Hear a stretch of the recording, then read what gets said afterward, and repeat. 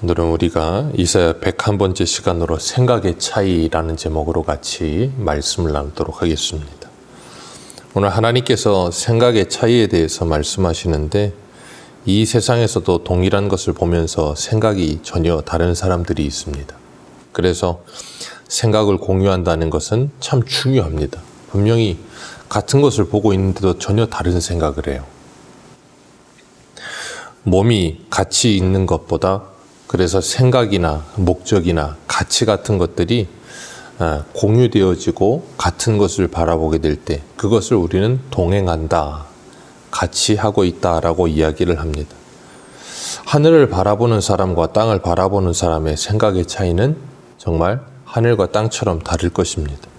오늘 본문 6절에 보면 여호와를 만날 만한 때에 찾으라, 가까이 계실 때 부르라 그러셨습니다. 우리가 어제 살펴봤던 1절을 보면 하나님께서 오라, 너희가 돈 없는 자도 오고 값 없는 자도 와서 너희들은 돈 없이 값 없이 와서 포도주와 젖을 사라 그렇게 말씀하셨어요. 그리고 오늘 6절에서는 너희는 하나님을 만날 만한 때에 찾으라, 가까이 계실 때 불러라 그렇게 말씀하세요. 그 말은 하나님을 만날 만한 때가 아닌 때가 있다는 거예요. 그리고 하나님께서 가까이 계시지 않고 멀리 계실 때가 있을 것이다 라고 말씀하시는 겁니다. 그것은 궁극적으로 하나님의 구원은 영원하지 않다는 거예요. 그 말은 하나님의 구원의 시기, 하나님께서 이 땅에서 우리를 구원하시겠다고 하신 그 약속의 시간은 영원하지 않다는 겁니다. 언젠가는 마지막이 있다는 거예요. 예수님께서 다시 오시면 그 구원의 기회는 다 떠나가는 겁니다. 그렇기 때문에 우리에게 그 기회가 지어졌을 때 우리는 그 말씀을 받아들일 수 있어야 되는 거예요. 그래서 사도 바울은 고린도후서 6장 2절에 보라, 지금이 구원받을 만한 때요, 지금이 은혜의 때라라고 말씀하고 있습니다. 하나님께서 우리에게 주신 오늘을 우리들이 소중히 여겨야 되는 이유가 거기 있는 거예요. 그렇기 때문에 하나님께서는 하나님의 이름을 부를 때, 하나님께서 부르실 때 지체하지 말고 주님을 찾고 주님께 나오라 라고 말씀하시는 겁니다. 어제도 노예 목사님, 사모님이 소천하셨다는 소식을 들었어요. 우리 주변에서는 날마다 이 땅에서 떠나는 분들이 많습니다. 사고로, 아니면 질병으로, 아니면 연로해서 수많은 이유로 이 세상을 떠나게 됩니다. 세상의 사람들이 흔히 그런 이야기를 하잖아요. 오는 데는 순서가 있어도 가는 데는 순서가 없다고. 누구나가 다 한 번은 가게 됩니다. 그렇기 때문에 그렇게 되기 전에 주님의 말씀을 듣고 주님을 영접하는 것이 복이에요. 그래서 우리는 때를 얻든지 못 얻든지, 그리고 듣든지 아니 듣든지 우리가 해야 될 일은 전하는 겁니다. 그들이 듣든 안 듣든 계속해서 전하는 거예요. 그들을 긍휼히 여기는 마음을 가지고 계속해서 전하는 겁니다. 그리고 하나님께서는 하나님을 찾으라, 하나님께 돌아오라 그러시면서 7절에 이렇게 말씀하세요. 7절 같이 읽습니다. 시작.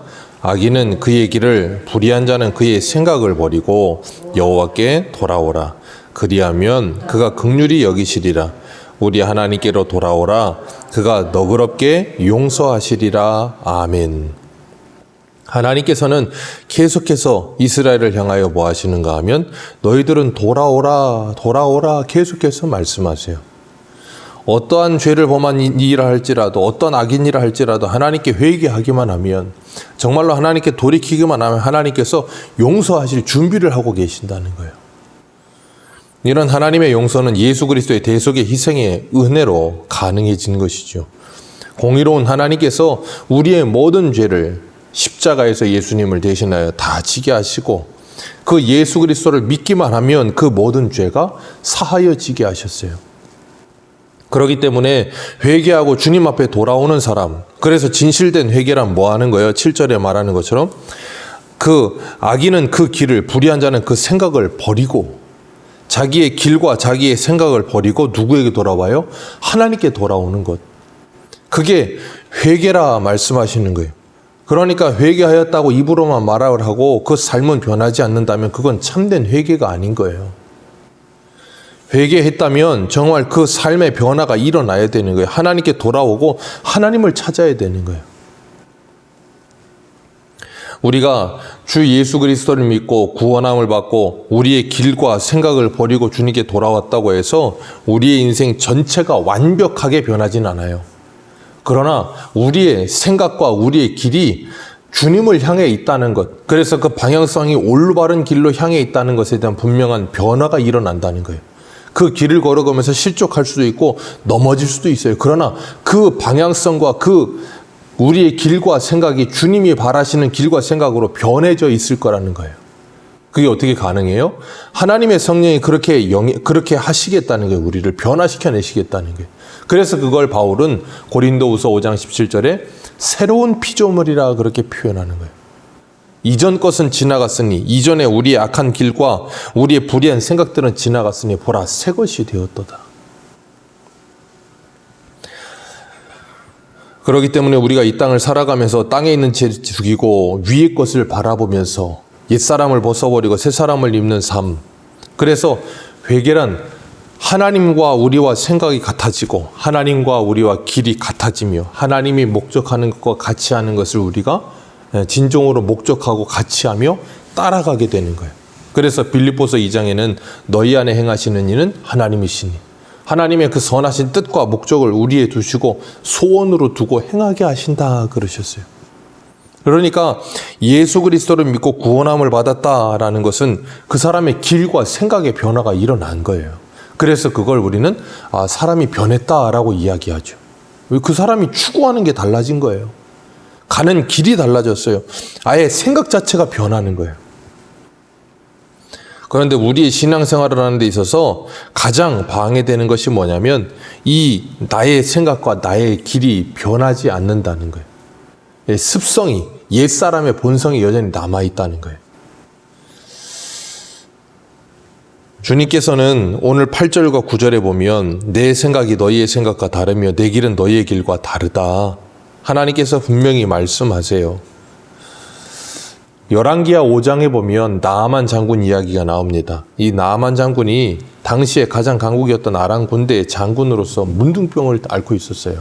그러니까 군대 장관이었고 멋있는 갑옷을 입고 있었지만 그 속에 문둥병이 들어서 썩은 내가 나고 아무도 모르게 그걸 숨기고 있었겠죠. 그런데 그가 그것 때문에 얼마나 괴로웠겠어요. 그러는 가운데 이스라엘에서 잡아온 한 계집아이가 엘리사에게 고칠 수 있는 방법이 있다라고 알려주니까 나아만 장군이 엘리사를 찾아가죠. 엘리사를 찾아가는데 엘리사가 나와보지도 않아요. 그냥 자신의 사환을 보내서 요단강에다 몸을 7번 씻으라는 거예요. 그럼 깨끗해질 거라는 거예요. 그랬더니 나아만 장군이 문전박대를 당한 것 같은 기분을 받죠. 왜냐하면 멀리서부터 왔는데 내다보지도 않는다고 생각하니까. 그러니까 그 나아만 장군이 화가 나서 하는 말이 뭐였냐면 내 생각에는 저가 내게 나와서 여호와의 이름을 부르며 상처 위에 손을 흔들며 문둥병을 고칠까 하였도다. 내가 아람에서부터 여기까지 찾아오면서 내가 생각했던 게 있는데 어떻게 나와보지도 않고 나를 문정박대해서 이렇게 무시하느냐 하면서 화를 내는 거예요. 그러니까 우리의 신앙생활에 있어서 하나님의 길과 우리의 길이 다르다는 것을 인정하고 하나님의 길을 따라가야 되는데 그게 자꾸 우리의 생각이 앞서고 우리의 감정이 앞서고 기분이 앞서다 보면 하나님의 길을 그리고 하나님의 생각을 따르지 못하는 거예요. 그래서 주님께서 우리에게 뭐라 그러셨어요? 누구든지 나를 따라오려거든 첫 번째가 자기를 부인하고 해요. 자기를 부인한다는 건 자기의 길과 자기의 생각을 부인하는 거예요. 자기의 경험을 부인하는 거예요. 자신의 어떤 그 무엇을 부인하는 게 어디 앞에서요? 하나님 말씀 앞에서. 우리가 신앙생활을 하면서 우리의 이성과 지성을 사용해야 하지만 그것이 하나님의 말씀과 대립각을 세울 때는 우리는 그것을 분명히 내려놓을 수 있어야 되는 거예요. 그래야만 하나님의 말씀에 순종할 수가 있는 겁니다. 나아만 장군이 화가 나서 다메섹에는 아마나와 바르발이라는 큰 강이 있지 않느냐, 내가 거기 강이 없어서 여기까지 왔겠느냐라고 하면서 화를 내니까 옆에 있던 사람들이 하는 말이 그 엘리사가 와서 당신에게 큰 일을 하라고 했으면 하지 않았겠습니까? 그런데 이 작은 일 하라고 하는데 이게 뭐가 힘들다고 안 합니까? 그러면서 들어가라고 하니까 그 말을 듣고 들어가요. 그리고 나니까 어떻게 돼요? 정말로 몸이 깨끗해져요. 7번 씻으니까.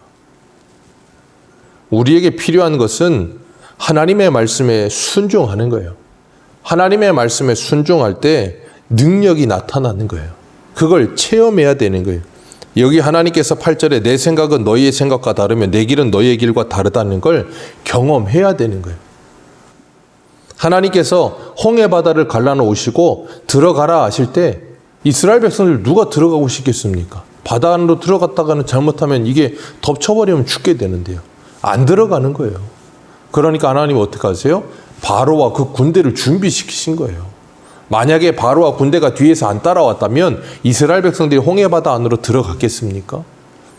아마 안 들어갔을지도 몰라요. 홍해바다가 갈라져 있다 할지라도 마른 땅이 있다 할지라도 저기 못 들어가겠다고 다른 길을 가고 싶었을지도 몰라요. 근데 하나님은 거기에 이스라엘 백성들을 억지로 밀어넣으세요. 그리고 그걸 다 들어가서 반대쪽으로 나오게끔 하십니다. 하나님의 말씀에 때로는 우리가 다 이해할 수 없어요. 왜요? 유한한 사람이 어떻게 하나님의 생각을 다 이해합니까? 유한한 사람이 어떻게 하나님의 길을 다 이해해요? 못해요. 그래서 우리는 때로 하나님의 말씀에 이해되지 않고 하나님의 말씀에 동의가 되지 않아도 순종하는 거예요. 순종하여 따라가다 보면 알아지는 것들이 있어요. 순종하여 따라가다 보면 깨닫게 되는 것들이 있습니다. 그래서 하나님은 오늘 말씀에 하나님의 말씀에 순종하는 것이 형통이다라고 말씀하시는 거예요. 하늘에서 비가 내려서 그냥 돌아가지 않고 대지를 적시고 그 대지를 적셔서 땅이 열매를 맺고 그래서 그것이 다시 이스라엘에게 열매로 오는 것처럼 그리고 비가 다시 증발하여 하늘로 올라가는 것처럼 하나님의 입에서 나오는 말씀도 그렇다는 거예요. 그냥 하나님의 말씀이 나왔다 가는 게 아니라 하나님의 말씀이 우리 안에 들어와서 반드시 우리 안에 하나님의 말씀에 열매를 맺으신다는 거예요.